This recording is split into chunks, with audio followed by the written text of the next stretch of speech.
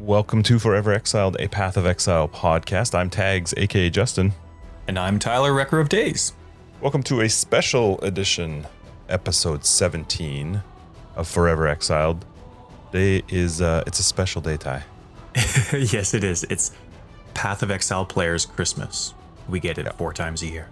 Yeah, so we weren't totally sure if we were going to get this episode done, but then I felt a little inspired. We hit 10,000 listens yesterday, which was insane for the podcast. That's incredible. Thank you, everyone. Yeah, so thanks for everybody listening.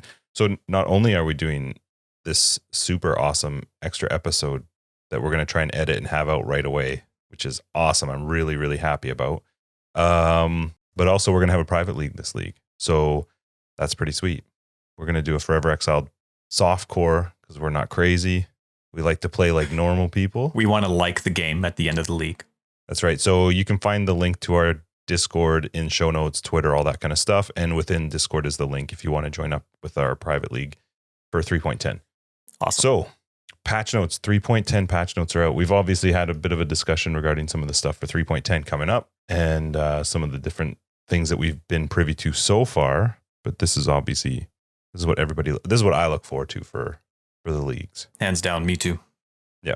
So we're not going to hit everything just because we've done that once before. It was long and boring. Even for us. If you want an example of a pinnacle broadcast at the prime of quality, listen to episodes 1 and 2 of Forever Exiled, and you'll never turn back. It is amazing. But listen to them at like 3 or 4 times speed because they're long, they're boring. We tried to hit every point, which I can understand why. Uh-huh. Our heart was in the right place, but it was wickedly boring. Not to mention, we didn't give a shit about like 90% of the stuff that we talked about. Yep. And that's the case with every patch note. I think that patch notes are really cool, but you're always affected by specific things within the patch notes. Nobody is looking at it going, wow, every single one of these points touched something that I play. Touched me in a special place. Touched me in a special place. So we're gonna try and grab obviously a lot of the stuff that we think is the generic stuff that's going to affect a lot of people, but then also we're selfish people. We're going to talk about the stuff that we care about.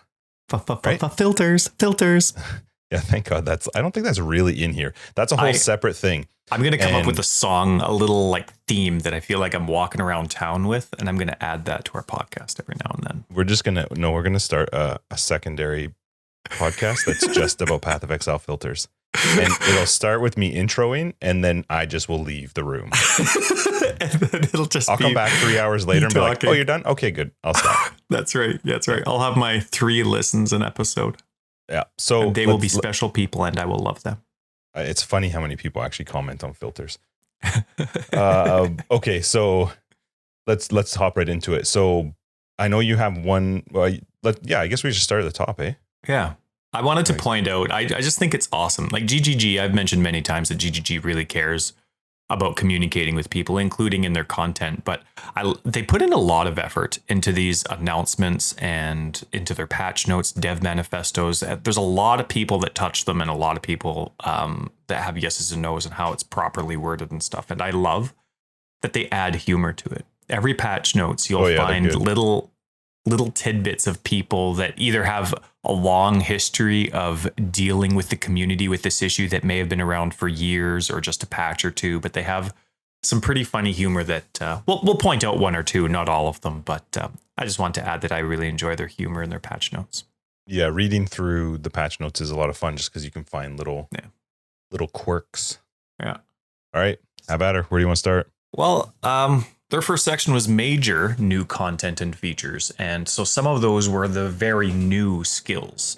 One, we talked about that in a previous podcast, but one that's really catching my interest, but we won't find out likely until tomorrow, and I probably still won't be able to decipher it then. But when the 2020 gems are released tomorrow, that spell slinger support really interests me. I'm curious. It does sound fun. It's a support that when you cast a projectile attack with a wand, when you do a wand attack, spell slinger support casts its linked spells, kind of like what's that called? Poet's Pen. Poet's Pen, yep. Now, what because we don't have the wording of it yet, and I haven't found anything from other people talking about it. Actually, no, people from GGG saying, I don't know if Spellslinger has to have the wand attack linked to Spellslinger support, also linked to the skills you want to cast, or if you can have the Spellslinger support on a separate link with those spells linked to it and cast. So separate. Well, the thing that's weird though is it's a mana reserve, right? It is. The actual wording for it is, while active, it reserves mana for each linked spell and will cause those spells to trigger at the end of your attack. So it sounds to me like there must be a percentage that it reserves per spell. Let's say it's like, I don't know, 5-10% per spell. Yep. And then when you attack with the wand skill, it's going to also cast those skills. It sounds I just don't know really if those cool. spells you want cast have to be linked to the wand attack as well, or if it works like inspiration support where you can have one on each link and then they affect each other. I would imagine that it does not have to be linked to the wand attack. That would just that would just be my guess, but then I'm also curious, are you putting supports attached to the spells with Spellslinger in order to I don't know, that sounds like a very cool Path of Exile 2 skill, because you have so many possible 6 links. Path of Exile 1, I'm curious to see how it plays out, because you could be eating up a lot of slots. Yeah. Well, I'm just really enjoying the concept as a 1-button player. I love the idea that I can cast a wand attack, and everything that I'd normally have attached to cast when damage taken could just be attached to Spellslinger. You're gonna have like, oh my goodness, like you could have Desecrate and your offering, you could have your skeletons attached to it. You could skeletons. Wouldn't that be great? You could, and then you could have Phase Run attached to it. You could have a guard skill attached to it. You could have a golem. You didn't do well this patch notes, Ty. No, I didn't. But you could have, for some of those non-minion builds that want a golem, but they don't want to invest in minion health, you could just have a golem attached to it as well. Yeah, but every time? Why not? Who cares? Oh, it's just the buff you want. It's not, except for an actual golem mancer, you don't care. Anyway, we're using up the whole episode on one support skill. The idea behind it's really cool. It'll be cool to see how it's worded and how it plays out. To me, it'll be a 311 or late 310 thing that I would try out. I feel like I'm going to avoid wands like crazy this league, because I think everybody's going to be going that route, and I haven't done them in such a long time that I don't feel like figuring it out as everybody else figures it out. Yeah, so obviously we know all about the cluster jewels that are coming up. We talked a little bit about that in the last one. I think our last episode came right before they were announced, right? Because they just came officially. Yes, there was a huge list. I mean, we were talking about it a little bit in Discord with everybody. Oh, there's you're talking the notables? Yep. Yeah. There's just so many. It's crazy. And so they're super fun to read through. So if you get a chance, make sure you check them out. There's no way we would do an episode talking about them. There's tons, and it's the same thing. They affect some people versus others. If it's not minion, it sucks. I think that's the general consensus.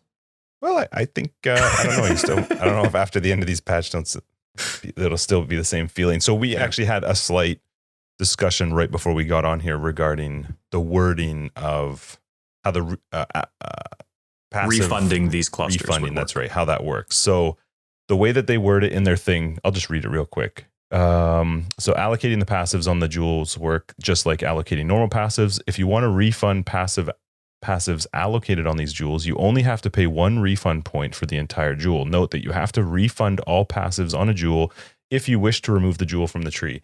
I feel like that last line is not super well worded in the way that I see this. Because what this means to me is, let's say I have a jewel that has maybe 6. 6 what? Right? 6 passives, 6 skills passive that I could on right it. after. Okay. And let's say I took 4 of them. Yeah. The way that I'm reading this is, at any point, I can use a refund point on the jewel itself, which will refund me all of those points. And now I can remove that jewel. Wouldn't that be cool? To me, it makes sense because it says you only have to pay 1 refund point for the entire jewel. So it makes sense. I feel like, though, that very last sentence they added is just not well written, because it says, note that you have to refund all passives on a jewel if you wish to remove the jewel from the tree. And my thinking there is that they don't want people to feel like, they don't want you to try and remove, because you could technically remove each passive with 1 individual point if you wanted to, because you might, to change it.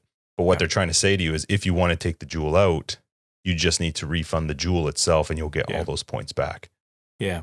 And I think it makes sense if you're comparing cluster jewels, if that's what they're called, to normal jewels, right? Because you don't have to do any refund points with that. Whereas with this one, it is going to cost you to change your mind. But I think the idea is that they want it to be cheap enough with your respec points. That you do it. You're not stuck. So that because there's so many different jewel options, they don't want you to have 50 outside jewel nodes selected so that you can have a variety of options. If you want just one or two clusters, then it's really cheap to, upgrade or change your mind.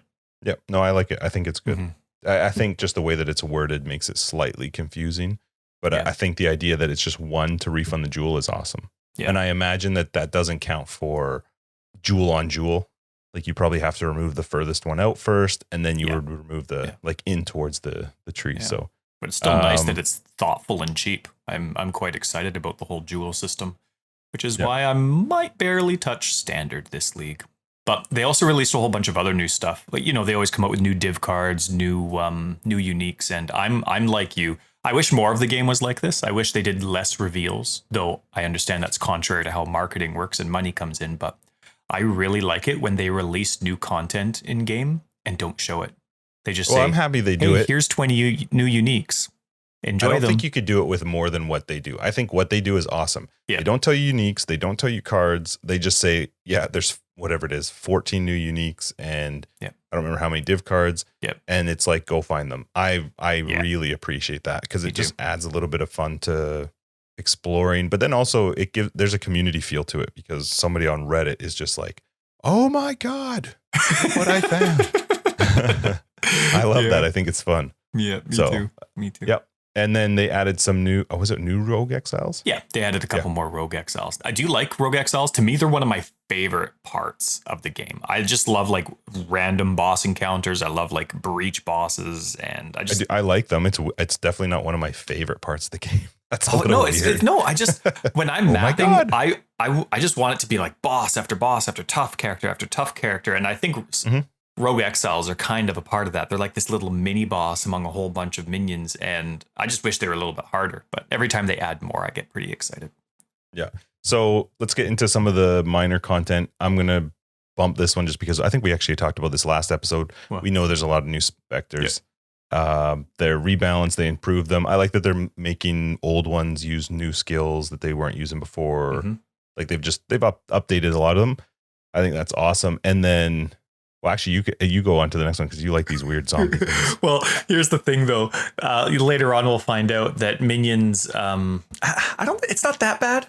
Unless we misread one point, but it's kind of like your little joke from last episode where you're like, hey, like when you're talking about specters last time, you're like, hey, we're planning on nerfing minions, so here's 350 to band-aid that, 350 new specters. So here's kind of like another, I laughed because it seems like a band-aid, but I really don't think the nerfs are that bad. But anyway, raised zombies now use animations we created for Path of Exile 2. Yeah. So do you know what that is? I don't actually know. No, I don't. But I wasn't going to do minions at all. I was going to do one of my a different build. I think you're going to do it just to see how they come out of the ground. now I need to play them. They changed zombies, so now I have to do it. Yeah. Well, at least for maybe the first act or whatever. Adding the sextant recipe 3-to-1. That's cool. I think we heard that coming. We did. I didn't even notice that it wasn't in the last one. In this last league. I always had a lot of the top tier ones. So anyway, I think that's awesome. Yeah. But for those that don't know, the recipe for a lot of little things is if you trade 3 of something smaller into a vendor of the same item, whether it's like 3 small life flasks, you trade 3 small ones in, you get a medium life flask. Yep. And they now have that for sextants as well. They did before, but I guess with the new Atlas change, they kind of... Well, they were totally new sextants, yeah. Yeah, so they've re-added that to this patch. So now if you have a whole bunch of the small sextants, I forget what they're called, you trade 3 of the small ones in, you get the medium one. You trade 3 medium ones in, you get the large one. Yeah, which is sweet. And then they added, we talked about this as well, the fact that you can randomize your portals. But look, really cool. It doesn't apply to just your portals or town, but also to your map device. And in fact, they said you can have all 6 map device portals randomly selected or have it randomly select one appearance for all 6. Yeah. What? Okay. It's fun. How am I more excited about portals than you? Get out of here. Why would you? Okay. Just really quick. If you're picking to randomize your portal, why would you have it? I feel like it's just going to look cooler having all 6 random versus it randomly making them all the same one. Some people. No, not arguing. Okay. It's wrong. So this you I want was to make super random, excited go random. about. This is going to be something that people won't notice or care about if they start playing Path of Exile this time around. But if you've played Path of Exile for a long time, this is awesome. You're no longer going to be ambushed by betrayal interventionists or Atlas influence monsters while you're looking at your betrayal board or your incursion temple panel or your metamorph panel, anointment panel. Basically, while you're talking to an NPC, you're not going to get hit. Hold on. It's really specific, man. It is to betrayal and Atlas betrayal and Atlas stuff. So it's cool, but it's not like you're gonna have this wall up around you. Yeah, like a cone of silence. You can't come in here. So it's cool because you won't get those annoying things like spawning right near or right on top of you. I do like that, but I don't think it's as as reaching as it would have been nice to see. But I do at least appreciate that was there. Mm-hmm. I heard I forget where it was. It was one of the big GGG folks talking that said, this is one of the first leagues where they haven't had a major thing that they had to fix. Like for a long time, they've had, okay, we have to revamp spells. We have to revamp melee. We have to revamp, was it range, right? And but they've always had something major. And then they had to revamp, what was it, like master missions and this and that. It's been a long time. Of major fixes, and then them also wanting to fix other especially things. Last one was like the whole Atlas was new, right? And so they were saying this is the first league where they haven't had a huge thing that they've had to fix and put major immediate attention on. So it's like I've mentioned a few times, this league they didn't have something big, so they were able to make a lot of back end improvements and small touches, and you'll see a lot of the changes are tweaks, but a huge list of bug fixes. And their bug fixes was massive. And we are not going through all of them, but it is impressive just how many there were. I started reading some of them going, I didn't even know this was a thing. I had no clue that. I would say 80% of them was a thing. There's one thing here that you've bolded, but it means nothing. It's not important. Read it because I know you're going to love it. You're going to love it. They've added, just for those 1 or 2 other people, they've added new item filter drop effect color options. Isn't that exciting? That's like so. There's no detail to that at all. I know, and you know what's hilarious? In the item filter information, they didn't even include the color options. It's like they forgot or missed or didn't care. So here I am, all excited. I currently have 6 color effects. What does drop that I can effect use. Color mean? Well, you know how there's 6 colors that can show up on your minimap, right? Whether they're stars or triangles, you can color them to be yellow or brown. Like a lot of the times you'll notice brown is the unique color. I never should have asked this question. On a mini map. No, you shouldn't have. And you can also have the effects where there's that line that shoots up. Sometimes it's temporary, the sometimes Diablo it's permanent. style, yep. Yeah. So, don't even compare, but it's true. And so anyway, they have 6 different colors you can use. And now they've added more. How many? I don't know. Which colors? I don't know. Yep. So moving on from filters, because that's literally all there was from the whole thing for filters. I love that it's bolded though. But anyway, it's the only item I bolded out of this massive list we made. So the Atlas had some really great changes. I love that now you can see everything. It's all visually tracked. Like you can actually see what's happening with them, and that it's the chance for them now has been bumped up. We're talking Conqueror influence. That's right. The Conqueror influence to occupy an area of that region is 50% from 33. Obviously, all the condition stuff to be met from before, but I think that's awesome. Yeah, it's really cool. And I thought it was neat that Conquerors, somehow, however it interacts, I don't know, but Conquerors can now buff map bosses. That's pretty awesome. Yeah, what does that mean? I don't know, but I'm excited for bosses to get harder. Who isn't? I want Baron to like come in just in a portal and be like, zap. And he just zaps the monster to be harder. You're like, no, damn it. Or Drox comes in and puts like 30 banners on and then just leaves. Oh, yeah. You're just like, I'm out. Yeah, that's right. Yeah. They've, you go ahead. No, endgame quest tracking has improved. Good talk. Yeah, that's meh to me. And then the Watchstone tutorial, I think that's great for new people. We've played a long time, but to know what you need to do, it's important. Yep. I think it's good to have it there. But I just hope you can at least remove it or minimize it or something. And then the Watchstone tutorial, they've added a Watchstone tutorial, which I think is great. Yeah. Have you seen any of their tutorial stuff? No. They added all these tutorial videos and explanations in 3.0, and they're really good. Really good. I think I have no doubt that they do a good job of them. I think it's great that they have them now because it took us quite a bit to get to understanding how the watchstones work. So it's kind of nice for newer players coming in, not to feel so lost. Yeah. Once they get to that. Yeah. And for those that were conquering endgame, your awakening level on your Atlas is now the number of watchstones you have socketed divided by 4 and then rounded down. Instead of needing to have full watchstone altars, it's now just if you have all of your watchstones spread out, it's just that amount of watchstones socketed divided by 4. I really like that change. Yeah, it's really good. It doesn't force me to put 4 watchstones into an area if I'm maybe not feeling it yet, or if I want to upgrade some maps in some areas or whatever. But also we play the Atlas way different than probably a lot of the heavy players or the people who like focus their atlases on what streamer tells them to do or whatever. What's the balanced sextant rewards? They just balanced. They just changed how sextant rewards work. To along with awakening levels, they just changed how frequently and the value of getting maps. Yeah, and I think they added some stuff to the sextants as well, which is nice, especially with some of the new changes. Yeah. All right. Bonuses for completing Atlas bonus objectives and Awakening bonus objectives have changed a little bit. All of these sections had a lot of parts to it. Remember, we're just kind of highlighting some of the important parts. If you go through this section, you'll see that it's a little bit bigger, just like all the other sections we're going to do. But these are the things that we think a core majority of players will appreciate. You'll no longer gain an additional chance for maps to drop 1 tier higher from Awakening bonus objectives. So before your Awakening bonus, you got the chance to drop a higher tier map from the maps that you were doing. They've just removed that for now because you can increase your map chance drop through other methods. So it's not going to be tied to your Awakening bonus objective anymore. Yeah, I understand they needed to make some of these changes. I don't really care too much about them. Yeah, I think they just want you to invest in the map instead of just generically go through the Atlas. They actually want you to put more items into your map device to try and get these rewards.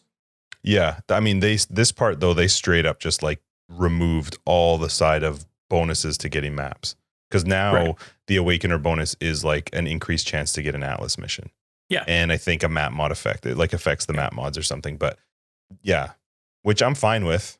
Because I don't know. I don't remember how. I think I got to like Awakener 6 or 7. So I was in at the higher level anyway. But and then I think they changed the base chance to get an Atlas mission to 35%. I guess it was 40%. Yeah. So they dropped it slightly. Yeah. Makes sense. But fine. I think that's bonus missions, right? Because you're naturally going to earn them per day anyway. Yeah, it's just so the way it works now is per 15 maps with the Awaken bonus objective complete, you get 1% chance to get an Atlas mission upon map completion. An additional Atlas mission. Because you earn them naturally. No, but you naturally, just by having an account, you naturally get Atlas missions, right? 1 per day for each master. So I don't know how that percentage works. It's just per 15, you get 1% chance of getting an Atlas. So you get those, on top of the 5 you would naturally get no matter what. These Atlas missions are on top of that. So and then you also get the increased map mod effect. So per 6 maps with the Awaken bonus, you get 1% increased map mod effect. So I'm curious to see how that works, because that could make coming in as like a newly rolled character pretty hard. If you make your second or third character, and let's say you've got a high Awaken bonus, you've got a lot of maps with the Awakening bonus, that 1% goes up real quick, which means that, enemies having increased percentage life is going to be substantially higher. Yeah. Anyway, we'll see how it plays out. We'll have to see. Yeah, but that change is fine. I feel like that has very little effect on us. So they made some big changes to the Sirius. I thought it was Sirius. Yeah, the Sirius fight has apparently has gotten a lot harder. They've changed his life. He gets, what was it, 75% of his max life back? Yeah, so for his final, when he starts his final stage, he goes up. This is only at Awakening level 8, though. I never fought him at Awakening level 8. Apparently, he used to heal up to 50%. You should try harder. 75%. Yeah, I don't care. That seemed like a lot, though, when I read that. Yeah. Well, cool, I'm glad they're making it punishing. Like, to be able to clear the Atlas and beat the hardest boss in the game. Yeah, you better be good. Better have a great character. And then, do Did you do much of the Cyrus fight? I've with all the other stuff that I had going on, I think I've only fought him 2 or 3 times. Yeah, so he takes less damage during his corridor stage. If you read the actual changes, they kind of explain what he'll be doing differently now. Like I think they talk about how he teleports away from the player during this time, and then when he does his rotating quad beam, it's bigger, which is nice. But it also gives you a new debuff, which they didn't explain. Reduces your action speed and causes you to take increased damage. They definitely explained it. Yeah. So that actually really sucks, especially if that can in any way stack, which I hope it can't. It's basically avoid it. Avoid the beam. Don't go in the beam. Hit the beam, you're dead. Mm-hmm. We mentioned prior, it's not new news, but officially Metamorph is now core. So make sure you do Tane's quests throughout the story, however that works. So there's some master missions, they have their quests as you're going through campaign. Make sure you do Tane's quests so you get him in your hideout. He just has one, I think. Pound of Flesh. Yeah, I don't remember where it is, but as you go through your when acts, you find him, do his quest. Yeah. Metamorph content has a 10% chance to spawn in maps. Metamorph content is now in Scarabs and Sextants as well, so you can encourage more Metamorph content while you're mapping. The power bar, that's what I call it. I don't know, the Metamorph bar. When you're building your boss and you see the difficulty and the little bar on the right. Yeah. Mm-hmm. That isn't, I thought this was neat. That's not even going to show up if based on the organs you have available that you're putting in, it won't even show up if an organ has a 0% chance to drop, which is neat. Sweet. But if you have the content, if you have the proper organs to make an organ drop on the power bar, I don't know if that's what it's called, but they added a line to show you where the reward box is. So how difficult you need to make you have to get above. Right. Cool. If you want an itemized organ. So I thought that was kind of neat. Some little QOL stuff, quality of life. Yep. I like that. This next part, I'm actually really excited about. I think I mentioned it in our last episode. So they made some changes to the Val side areas, it was really needed because they were kind of boring. It was cool when you first get into maps because you might get a couple things, especially solo self-found, because I never even found a 5 link for frick's sake in them, but you do have an increased chance. Try harder. I got them. Man, I'm like wiping my butt with them. They're so common. But they've been completely updated to be more along the lines of wherever you find them. So they've got map drops are increased within them. They will interact with the mechanics. So they're going to roll. It's kind of weird. They're going to roll their own modifiers when you enter them, but they'll always have modifiers, which they didn't before. Right. So I think that's really cool. I'm curious if it's based on what I like that it will not roll reflex. I think that's really cool. Really good because that would suck. They're actually rolling kind of like they mentioned. They're like rolling like a rare item. They can have 4 to 6 modifiers in the area, which I thought was and neat. So they're going to be much more similar to the level they're in. They're going to have way more mobs, and the bosses are going to have more life, which was really necessary because you just kind of walked through them. Yeah. I think I mentioned, and you get to tier 16 and they just weren't any point. I feel like now they're actually going to have like a reasonable reason to go do them. Yeah. I mean, the rewards were great for the difficulty of the content last patch, right? Mm-hmm. So it's nice that they're going to have more value, and because they're going to be higher item areas, they're going to have a lot more value to them as well. Yeah, because I think they're one level higher than the zone. I feel like I remember something about them being 1 level higher, which is a really big, so they're 1 level higher across the board, and they're increasing the Val areas that are opened when you use the fragment in the map device. Those are 1 level higher, which I still think is awesome.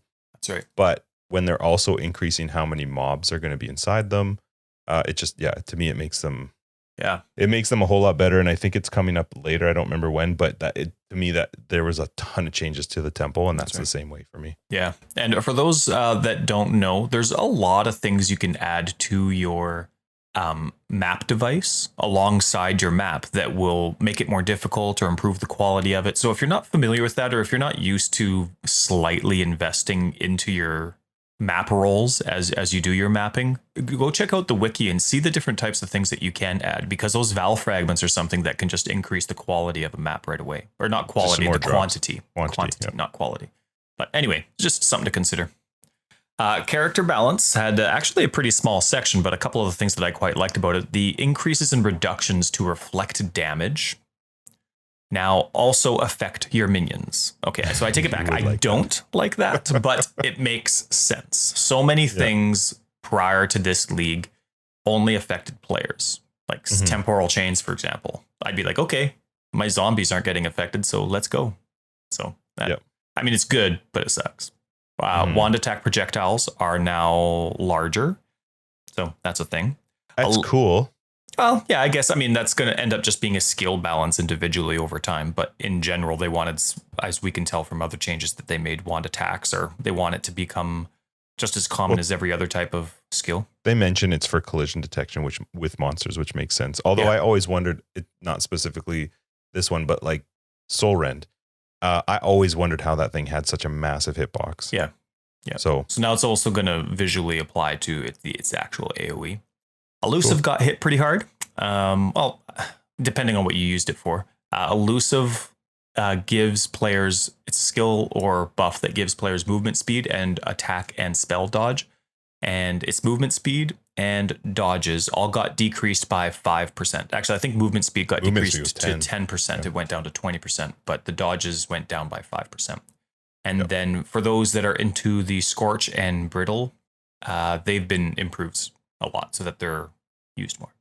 Good time. Yeah, and weren't there skills like that were coming up with this league too that played off of a lot of those, so I can see why they got buffed. Yep. And then so skill reworks, there was only I think one. I think this is the only skill rework in this patch. Official, yeah. Which is animate weapon. It sounds really strong. Yeah. It's probably one of their arch types that they're planning on making overly strong for this league, one of the three. Yeah, I'm curious to see how it plays out because so they've decreased by a ton how many you can have up. Yes, but they've made it a lot stronger. Way stronger. And now you've got the ability to have Unleash and Spell Echo, and Unleash got buffed hugely in this patch. So I'm really curious to see how Animate Weapon actually, it's funny because when we talked about that new BB skill, the Blade Blast or whatever that new one is that got coming out, I remember talking about the fact that I was like, whatever, I don't really care. They talk about Animate Weapon. Yeah. And then I was reading this going, oh my God. What? Yeah, well, what else does it work with? It works with Ethereal Knives, Blade Vortex, and what's the... Bladefall? Yeah. Because those skills, even though they're not reworks, those skills, they've been touched, but they leave weapons in the ground or spinning around you, and they count as things that animate weapon. Those blades are meant to interact with animate weapon if you want, so it's a lot easier to find weapons for animate weapon. I think, though, that this animate weapon has always been a skill that has prevented GGG from getting thoroughly going through their default filter, right? This skill needs tons of items on the ground so that you never run out. And so maybe this is just one step in the direction of them improving their filters, because they have been making a lot of filter improvements, and I'm glad I got to bring it up again. Yeah, except that I think they talked about how Blade Fall now can be animated, so you can cast Blade Fall, which gives you those knives from they leave Blade Blast and Animate Weapon. I love there's a line on Animate Weapon that made me laugh, which was the damage multiplier on Animate Weapon was not applying to the minion's damage at all. Whoops. Because of this, the skill has been rebalanced. Yeah. Interesting. I am really curious about Animate Weapon for this league. I think it's going to be quite strong. Yeah. Me too. And one of the skill balances that stood out to me, of course, because of my failed elemental hit totem ballista build that started this league, and I thank the Discord user that pointed it out to me in excitement. Almost all totems and ballistas now have approximately 50% more base life than previous. A couple didn't. Something like, what was it? Holy Flame Totem, I think I remember reading. That one didn't, because that one was already kind of its standalone. But a lot of the newer totems and the default totems have 50% more life. So what was the name of the totem you used for your build? Was Ballista Totem Support. Yeah, good memories. Does that benefit change? Does that help you? Does that? Yes, one of the complaints of now, it didn't impact how I played it, but people play totems very different.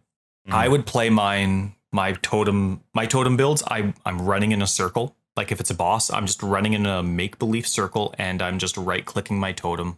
And so let's say I have 4 totems. I'm just placing a totem north, east, west, south, east, north, west. And I just keep going. And so how long it lasts, it just needs to last a second. So I didn't really care how much life it had. But a lot of people, they like to spam it. They place all 4 or however many right away. They go somewhere safe and wait for them to die. And people that are used to totem builds are used to those totems lasting. So it was one of the complaints of my guide previously. Yeah. So it'll be nice. It's not a guide anymore, but it'll be nice.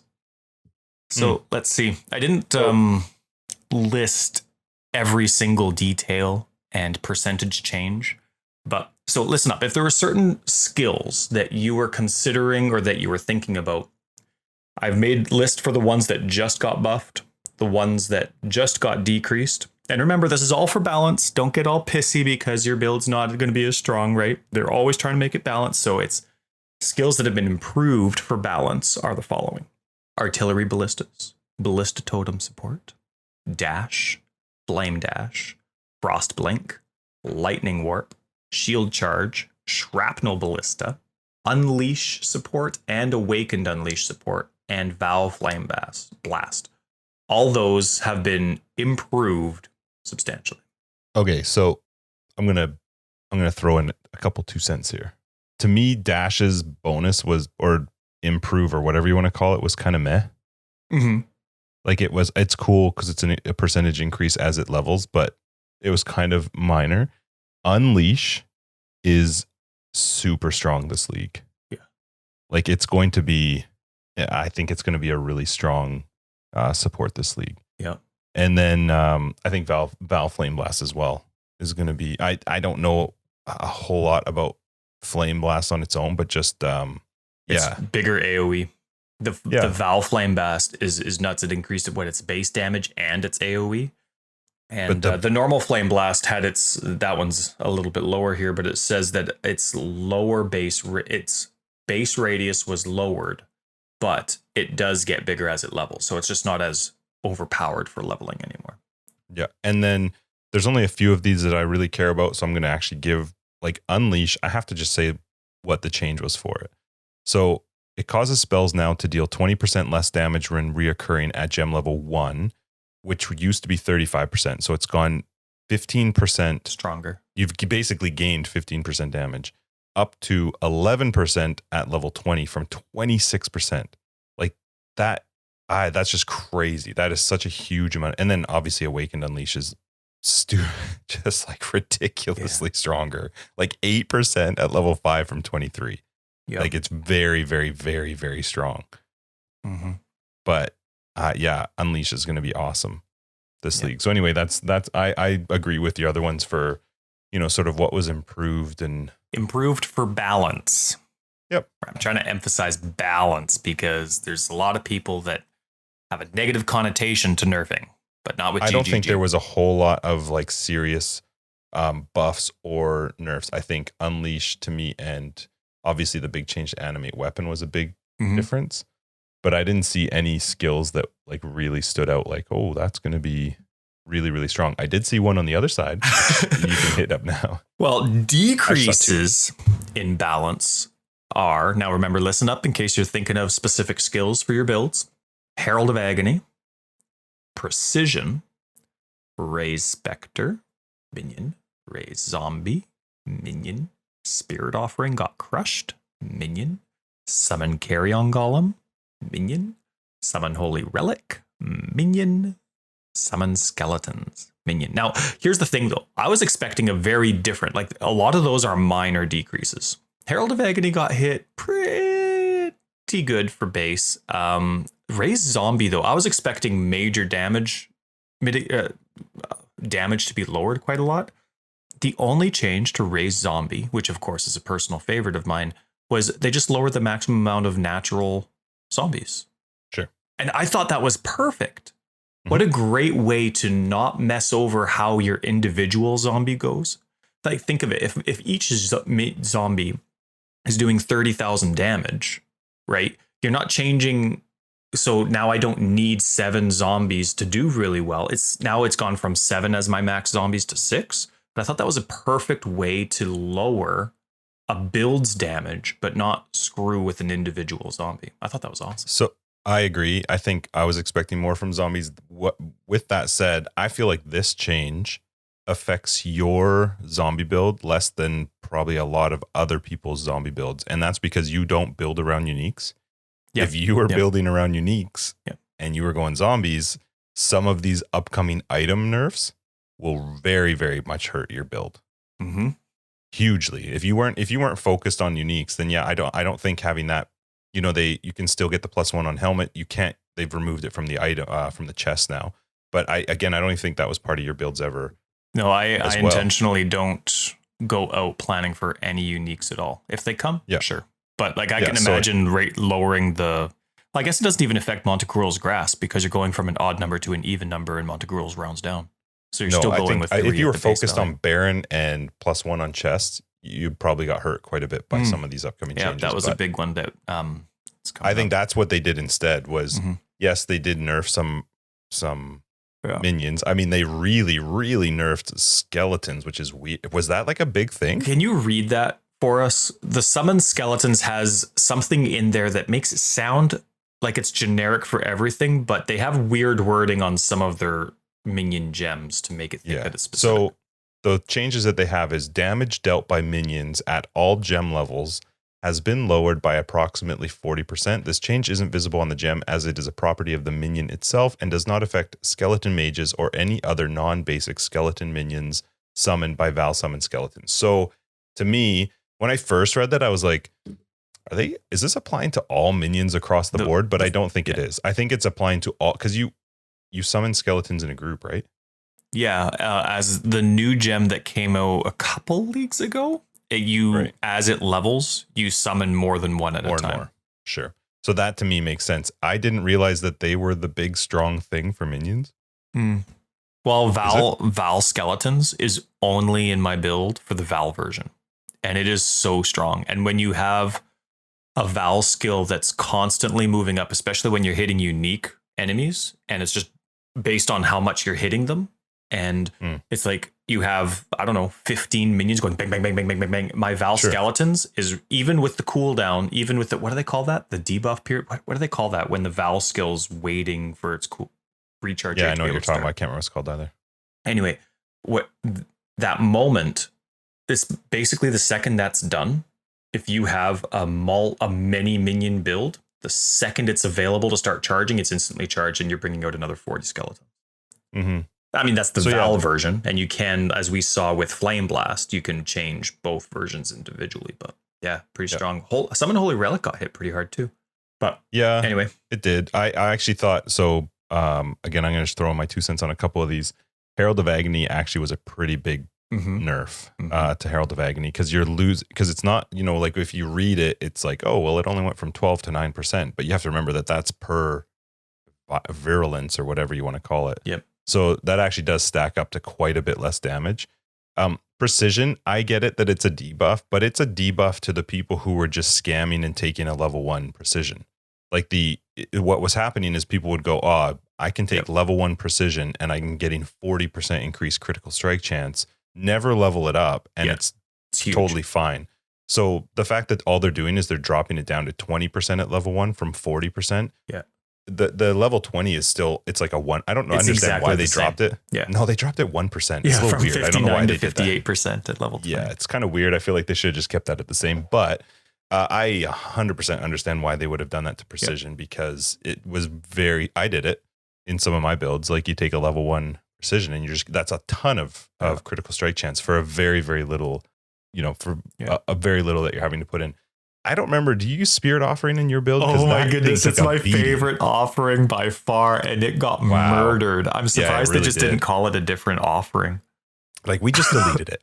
We took Spirit Offering and we buried it. So for those that follow my minion guide or for anyone else that just uses Spirit Offering, if I remember correctly, it actually does quite a lot. One of the biggest things that it would give, especially if you're using the Necromancer node that made Spirit Offerings apply to you as well, It used to take a percentage of your minions' maximum life and then apply it as energy shield. Energy shield. And it was the minions' max life as energy shield. Yeah. Right. And then, but a lot of players would be using that with a couple ascendancy nodes that could be used that it could also apply to yourself at a reduced rate. It costs like nothing. You could literally just cast it. Yeah, the level 1 version still gave you a decent percentage of everything. And that's what I use. Well, not the level 1. I think I use it at level 8 because that's level 38 requirement level in that cast with cast and damage taken level 1. But either way, it was really strong. So I was thinking that maybe they would just lower that percentage. But what happened was they just got rid of the earning any energy shield at all. And instead it just grants more chaos resist. Yeah. Well, its cost was only 33. At level 20, it only costs 33 mana for a just huge amount of energy shield. Mm-hmm. So it was cheap. Yeah. So they basically just took all that out. That doesn't even exist anymore. And now you get 20% chaos resist up to a 30% at level 20. And I mean, they still deal chaos. The minions or yourself will still deal chaos damage as well. Like the other perks are there, but they got rid of the huge defensive perk. So yeah. Now they'll still gain their I think I'm off to Flesh Offering now. I think I'm going Flesh Offering. But yeah. So anyway, for me, those were those were the big ones that took a bit of a beating. But carry on Golem as well. But there were some skills that went and had kind of some bad and some good. Arctic Breath had its projectile speed and cast time increased, but at the cost of base damage. So we'll see how that pans out. Did you want to do these? No. Okay. Oh, I'm sorry. I did miss one thing. Go. It's actually not in your list of what you considered nerfs, but I actually think it's probably one of the biggest nerfs in this whole league is Explosive Arrow. Explosive Arrow just got destroyed because of the way Explosive Arrow used to be used. So you're now gaining massively less area of radius or whatever. It's very, very low. But the fact that you're now being limited to how many explosive arrows, because before you could put up as many as you wanted. So now they're capping that. The way that Explosive Arrow was used before, this is like a very, very big nerf to Explosive Arrow, which is, I assume it was necessary. Well, yeah, but the limit is still a maximum of 20 explosive arrows on one enemy. Yeah. It doesn't mean on all enemies. It's not a cap of 20 explosive arrows out in the world. It's 20 explosive arrows on one enemy. No, of course, when you're used to no limit, that's a nerf, but it's a massive nerf. But again, it's a nerf to a way people were obviously finding a way to use it that was outside of what they wanted. The reason I didn't have it in the nerf section, I had it in the a little bit good, a little bit bad section, is because explosions now deal 3% more with hits and ailments per arrow on the target. And previously, it was only applied to ignite. But now it's total damage, including the explosion. And so its damage has been increased substantially if you're stacking arrows per target. I still think that's 3% kind of like more giving you without a cap, and then it's 20.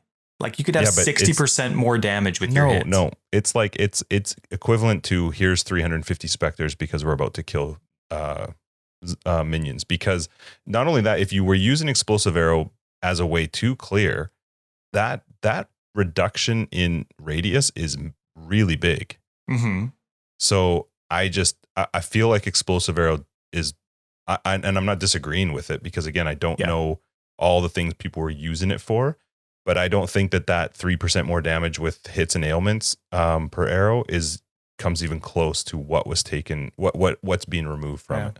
Well, I think with the way that Explosive Arrow currently is compared to what it's going to be like next week is you didn't need GMP or LMP, right? You didn't need to have a damage reduction to get a good AoE, and you didn't need to have multiple projectiles of any sort. Now you do, and that goes consistently with many other arrow skills, right? Yeah, but I think Explosive Arrow could just be used as a massive boss killer, and you just can't to the same level that you could before. Because you're capped at 20. There was no cap before. Yeah. I don't know. I mean, to me, it's a balance. But I'm not arguing that it's not a good thing to change, but I think that if I looked at the changes compared to the other ones, I think it's probably one of the biggest nerfs. Yeah, for those that are used to it, for sure. Feeding Frenzy support had its increase, had an increase in chance to gain the frenzy buff, but it lost its more damage bonus, which is crazy. So is that you feel like that's a nerf and a bonus? Well, do you feel like that frenzy increase makes up for the more damage? No, I the only reason I liked frenzy support is because it made my minions aggressive. But I don't want that to be the only perk, right? Mm-hmm. Like it's to me, removing more damage or even increased damage, but it used to be more damage. Yep. Still gave me an incentive to use it. Or maybe even give me like a damage reduction for them because they're so aggressive and they're on the edge of the screen. But now all it is, it's a frenzy buff. And now that's not, the frenzy buff isn't gaining frenzy charges. I forget what it is. Give me 2 seconds here. But now it's basically just the frenzy buff and your minions are aggressive. They got rid of the damage increase, more damage increase at all. Feeding Frenzy. Minions from supported skills have a 25% chance to gain Feeding Frenzy to you on hit. Feeding Frenzy buff, which grants a bonus to damage and speed to all friendly minions. So I don't get... So the Feeding Frenzy buff, minions have 10% more damage, 15% increased movement speed, attack speed, and cast speed.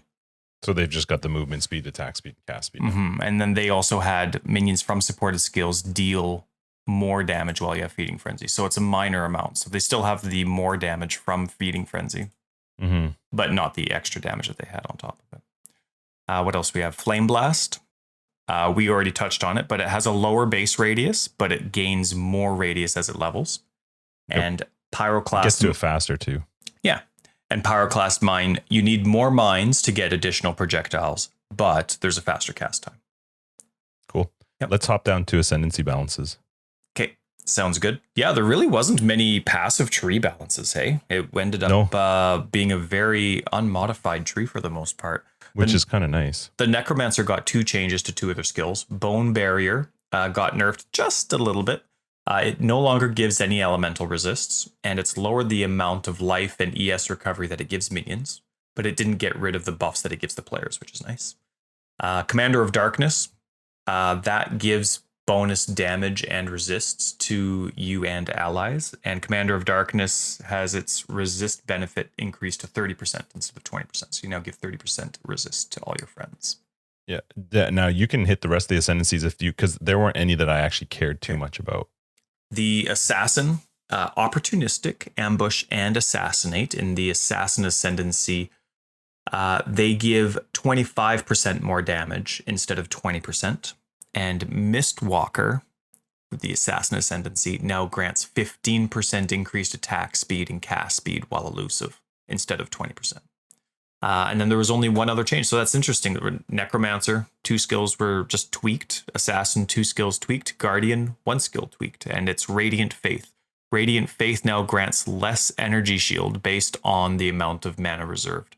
So it's dropped from 10% or to 10% from 15%. So nice. Then the next section they talked about was a lot of their item balances, which there were quite a few. You'll definitely want to read them.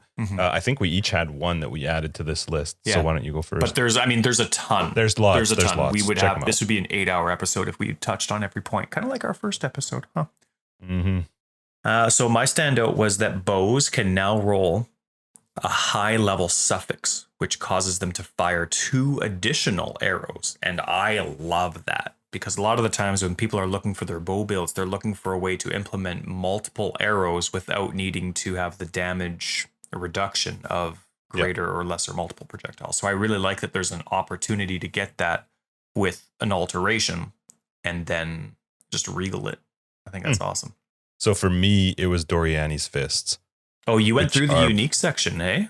Good for you. I scrolled through some that stood out to me because there's actually quite a few in there. I can't remember what bow. There's a bow in there that just got a beating. It's a unique bow, but Doriani's Fists. So what it basically gives now, I'm trying to think all the different ways that you could include this. And if you were doing anything ES related, this is really, really strong. ES and lightning, because so you now have a 30% shock effect. You have 80 to 100 max ES. Base ES? Base ES. You have 30% chance to shock, you get back 200 to 250 ES when you kill a shocked enemy. And the skill given by Doriani's Fist was also buffed. Like, it's really, really strong. Yeah, you have to check it out. I think that was like, I'll get right on that it. was the one that like really stood out to me. I was like, wow, that's amazing. Yeah, so I think that's going to be fun. Sweet. Crafting got changed a lot. Not like the base and how crafting is, but if you are someone that was really picky into crafting and especially fossil crafting, take a look at the notes. There's been a lot of changes. One of them that stands out to me was the Veiled modifier that grants +1 to the maximum number of summoned skeletons or zombies can now only be crafted onto a helmet. It can no longer be crafted onto body armor. It doesn't mean you can't find that modifier through corruption in other methods. But it does mean for just basic crafting, the only item you can craft it on is a helmet.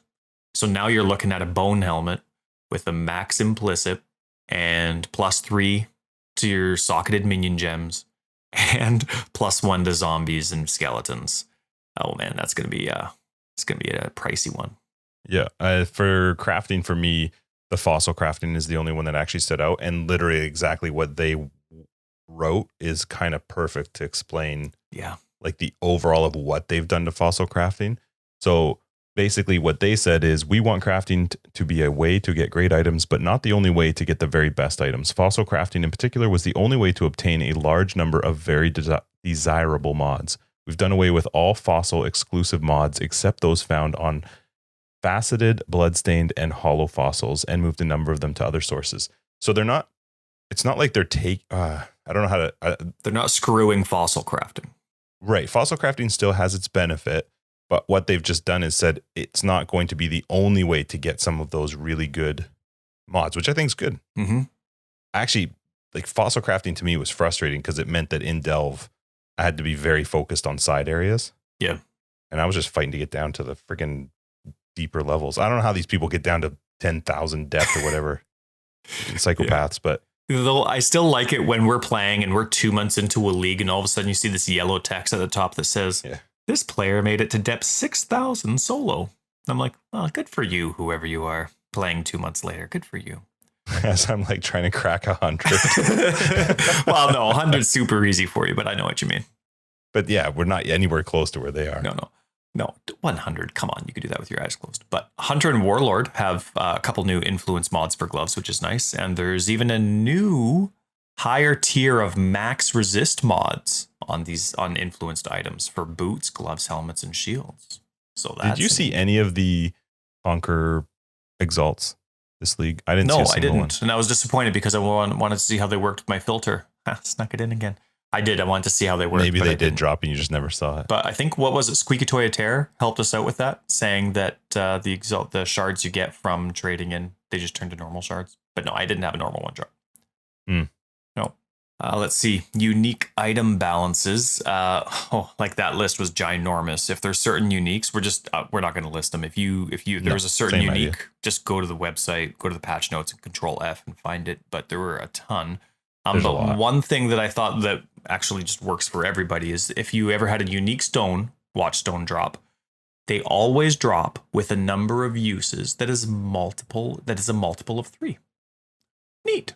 Now you know. I assume that may. Why 3? I think it's because of how when you're unlocking influences and unlocking the conquerors, I think it's based on the numbers that are separating, right? Like there's a certain amount of sextons are 3, right? Too. So it could have something to do with the sexton charges as well. Yeah. Because you could apply, I imagine you could put when we interview all of the GGG devs, we'll have to ask them. What else do we got here? Monster changes. Monster movement speed now has a lower limit. Does this affect you? So basically, let me just say what it is. Monster movement speed now has a lower limit where they cannot be slowed further. So for magic monsters, that's 10% of their base movement speed. For rare uniques, it's 20%. What that means is you can't stack so many things, temporal chains, and there's so many of them because, but that you can't stack so much that you can make an enemy move less than these percentages. Right. Does that affect you? Did you ever have? Because you used to be really big into those like temporal chains, totally. Really slow everything down. Totally. My the curse build that I wanted to do before I saw that zombies are going to act like they are in POE 2. my CI Vortex cursor. It's just 100%. All the curses are as strong as they can be, and I'm chilling with Vortex as well. And so enemies would be crazy slow. I forget what the original things were. I forget if they're making it so that they can't go, or if they're actually lowering the bases. But I remember 1 or 2 leagues ago they changed the efficiency of temporal chains and enfeeble based on the type of rarity a monster is, whether it's normal, magic, rare, or unique. And the higher the difficulty of the monster, the less influenced or the less effective your curse was. So maybe it's just they're changing that a little bit because they've changed chill a lot over the last few leagues as well. So just to reiterate, because that wasn't the point of the patch notes, is magic monsters can't go any lower than 10% of their base movement speed, and rare and unique monsters can't go any slower than 20%. But still, think of those monsters going that slow. Now that's just movement speed. That's not action speed, but still pretty awesome. Did you care much about the delve changes? Because when I read them, I was like, don't care. It was even a weird, like there's one where you can't access an area that's that you're 20 levels below the level of that. I thought they were actually pretty cool, the dev changes, if you don't mind me quickly reading it. Okay, so delve areas and then explain why, because I'm curious why. I feel like you're lying to me. Well, we'll find out, because I probably don't remember, and I thought they were neat at the time, and now I'm going to read them, and I'm like, oh, that doesn't help. Delve areas are now considered to be the level of monsters in the shallowest part of the delve, meaning players will not be downscaled to the level of the shallowest part of the delve. So I think they messed up their wording here. But it also means that item filters, which filter an area by level, will work correctly in the Azurite Mind. So I think what that means is if I'm down to depth level 250, and then I go back up to depth level 175, the monsters are going to be the difficulty of depth level 250. Incorrect. So I'm not going to discuss with you because I have no clue. So that's what I think it means. I think they use shallowest a couple wrong ways there, but I think that's what it means. So otherwise, there's no point. Otherwise, to me, that doesn't make much sense. You can no longer delve in areas if you are 20 levels or more below the shallowest part of the delve you're trying to access. So they keep you if you're a level, I don't know, 50 player. If you're level 50, you can't get into a 71. Something like that, yeah. Depth. Yeah. So still makes you do stuff. So I thought that was kind of neat. And well, I mean, but everybody loves monster increases. So the rate and volume of monsters that spawn when you're in a city area in Delve has been increased. That's great. Awesome. More monsters. Kill more. Make it harder. There were already a lot in those city areas. It was pretty overwhelming with some builds. So sweet. Yeah. The one change they had where you can't enter a Delve encounter where somebody already is, that was because of a streamer got killed in there. There was one of those private league event things that happened. There was one that happened near the end of this last league. And what happened is she was delving. Yeah. And somebody joined her party and entered her mine. And that instantly put her player into that mode where you're like, it tries to balance the levels out. And she just got one shot. And it was in like some hardcore or whatever. Oh, brutal. So, yeah. Yeah, it makes sense. Okay, so incursion changes. Now. I'm so sorry for that. I'm struggling with this one a little bit because this is a slight love-hate for me. I'll start with the hate. Alva is such a cow. I absolutely hate how she levels. Go on. I've never heard this before. I thought you loved Alva. You know what? I love these changes that they made to incursion. I love that the temple is now more up to date. I'm not going to go into all the room changes. There's tons. You should read it because it is actually really good. You now will get drops that are equivalent to what the actual where the league is at. Like you're going to get stuff that's useful right now, which for a lot of times was not happening. But Jesus, like I wish they would just do something to how she levels. And I know it's dumb because all it has to do with is favor and leveling up your hideouts and all that crap. But it's still the Alva sections in maps, and as I go through, are still going to get me pissed.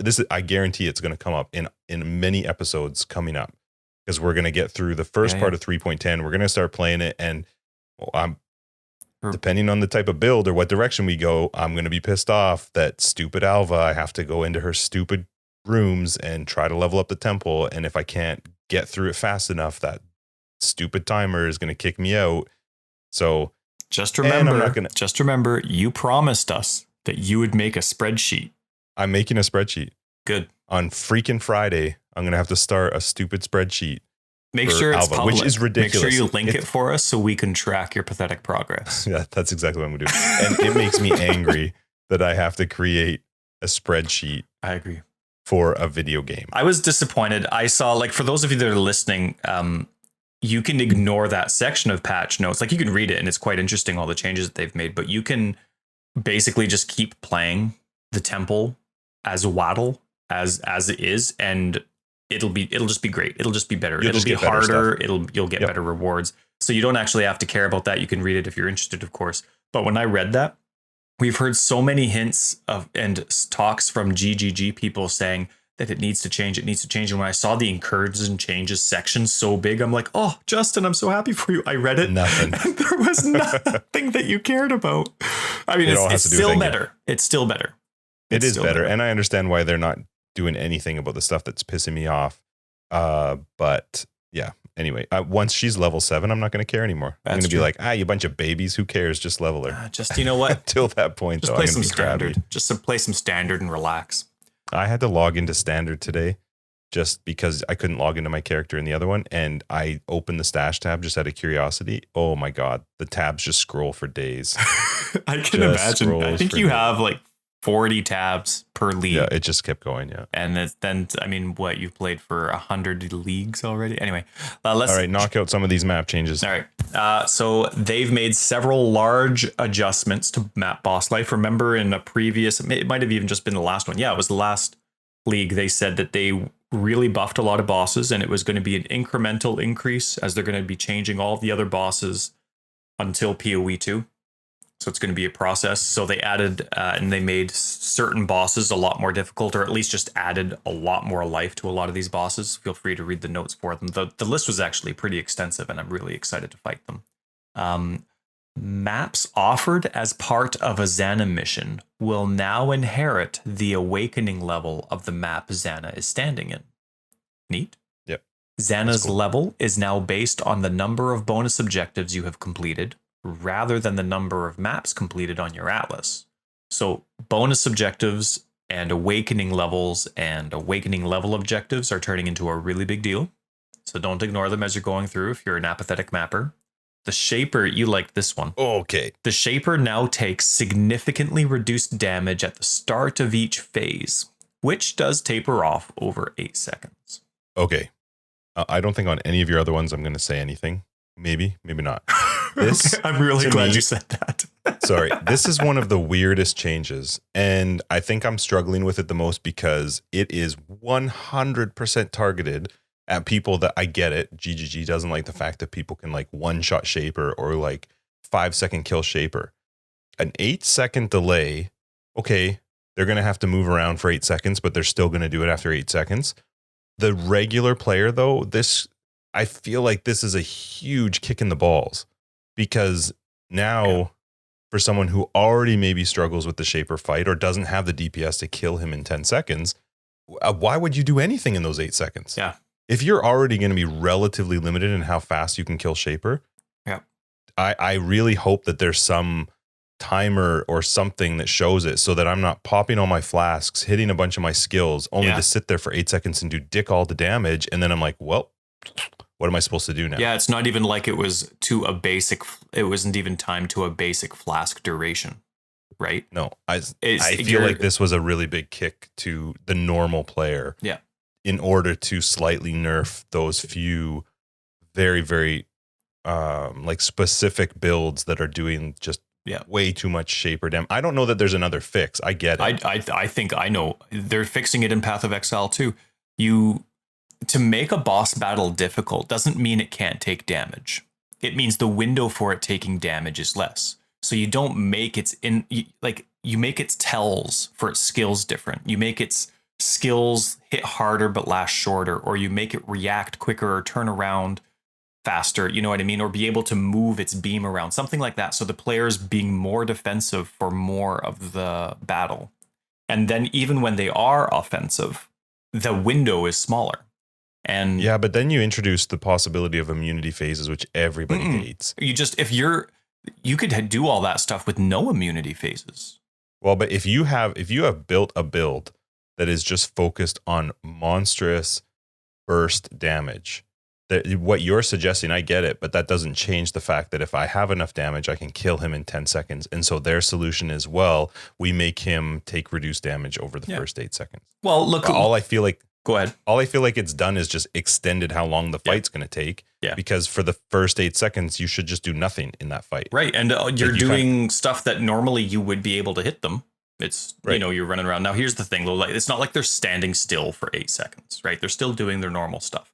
But look at a game. I know I've referenced it a few times, and I know it's a Path of Exile podcast, but you and I both love Dark Souls. And that is like a boss masterpiece, right? Every single one, even at the very beginning of the game. And there's no bosses that really have invulnerability phases. If there are, it's because you're running for your life and you couldn't tell anyway. And what makes those boss battles last a lot longer is you're needing to move around to avoid all the different stages and the different combos that they have. And you have very small windows of opportunity. So even like you like your huge two-handed sword builds in those games, and I like my faster casting in those games. We don't kill bosses at a faster rate, you or I, because the bosses are designed in a way that the windows are small. Windows of opportunity are small. And so instead of having invulnerability phases, you have running for your life phases. And then the player's still engaged. So I think this the kind difference, of stuff though, is in Path of Exile versus Dark Souls, you can't make a Dark Souls build that has massive burst that could just one-shot a boss once he becomes active. That's the struggle. Is in Path of Exile, you can. You have ways of building stuff up as he becomes vulnerable to then, once he's vulnerable, effectively one-shot him. And I understand that's where they're trying to counter it and say, like, okay, you can't. But I feel like in doing so, it's making it much harder on the average player. Yeah. 8 seconds is a long freaking time. It is. And like it does taper off over time. And it's not like it's a still section, but it is. And it's weird. Like, for example, Drox works the complete opposite. Starting right now.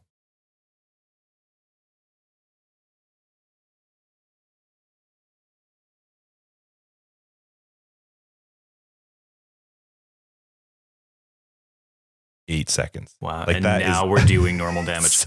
So uncomfortable to be quiet for that long. I don't know. I thought it was romantic. I lit a candle and I was dreaming of you.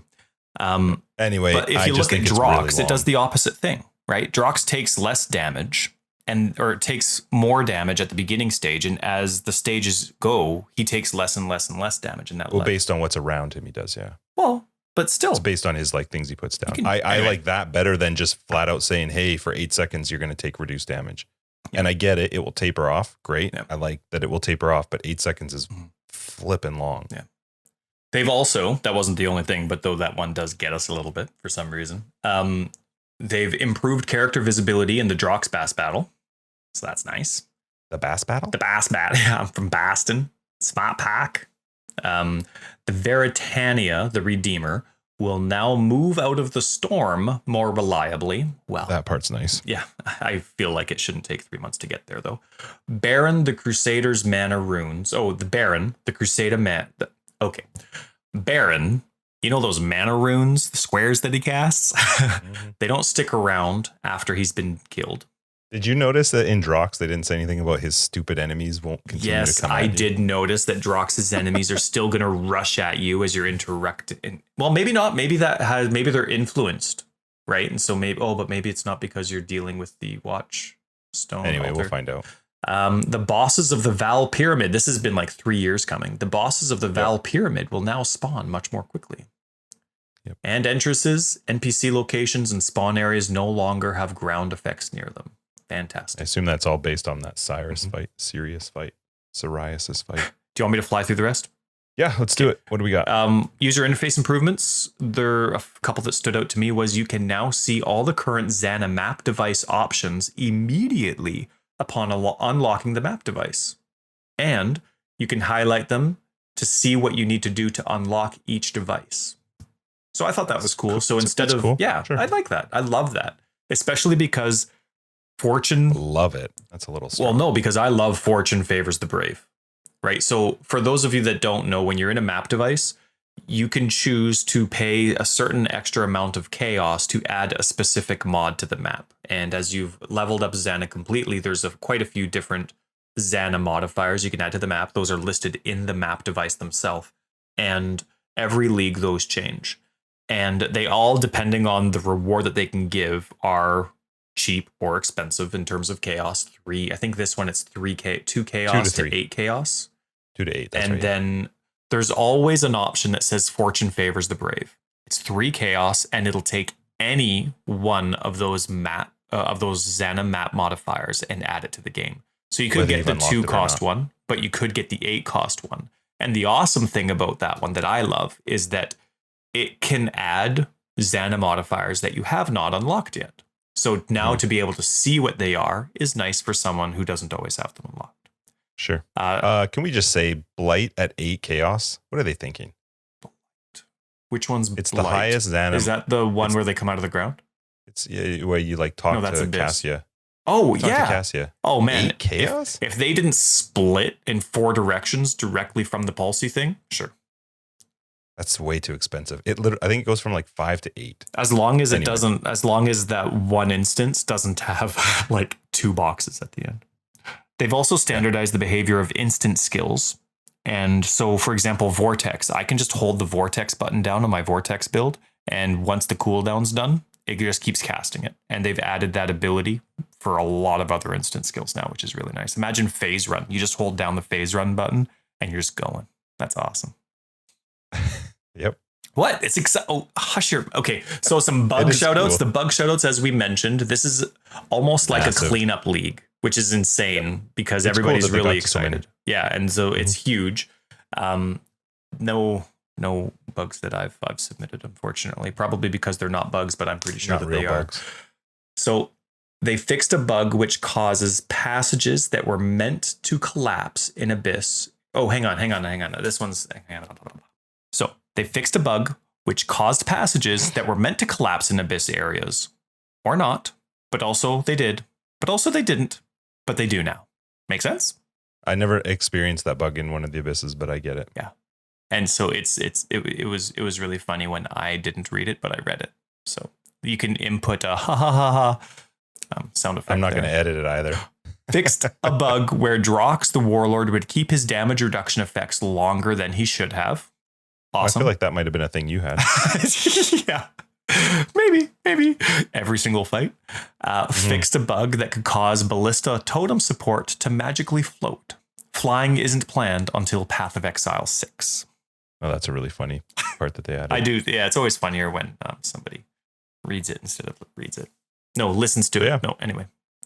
Cool. So that's basically the Justin Tyler Forever Exiled version of the patch notes for 3.10. They are, you know what, there's a lot to it, but it's not like some of the other patch notes that we've had. No. I didn't find them as extensive as like game changing, which I'm happy about. I don't want to relearn the game every time a new league comes out.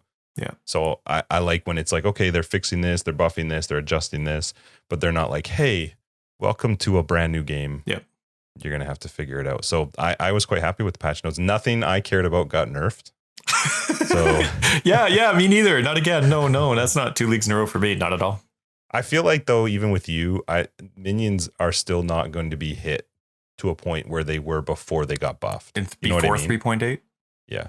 I don't think they're going backwards in that sense. I think you just got to play them differently. And I think what be a benefit for you is now people are going to be like, minions, they suck. They got nerfed so bad. And you can go back to being like one of the few people that's like, hey guys, minions. Yeah. You know what? I'm going to make a shield for, all those times that you and I go cosplaying up on the mountain. I'm going to make a shield that says minions and a sword that says filters. And my sword name will be called Filters of, I don't know, Death. And my shield will be like minions of, I don't know. It's going to be awesome. Justin and I cosplay all the time, by the way. Up on the mountain? Yeah, up on the mountain. All right. Well, so anyway, that's the patch notes for 3.10. I'm thinking of us cosplaying. Like walking through the mountain. Lightning bolt. Root. Oh man, that was such a good video. All right. So, yeah, I think that's pretty much it for 3.10 patch notes. We've got 3.10 going live on Friday. If you're interested in the softcore private league Forever Exiled league game thing, join our Discord. Information's on Discord. We've actually got quite a few people on Discord. So shout out to everybody that's on Discord, and for everybody that's been listening. If you're interested in playing with us and the group that's there, hop onto Discord. You can find the information for the league joining. And I think that pretty much wraps up this episode 17 of Forever Exiled, a Path of Exile podcast. I'm Justin, aka Tags. And I'm Tyler, Wrecker of Days. Make sure to check out our show notes below for any of the information that we might have mentioned today, maybe some links. We've got the Twitter on Forever Exiled 82, and you can find us online at www.foreverexiled.com. Thanks for listening.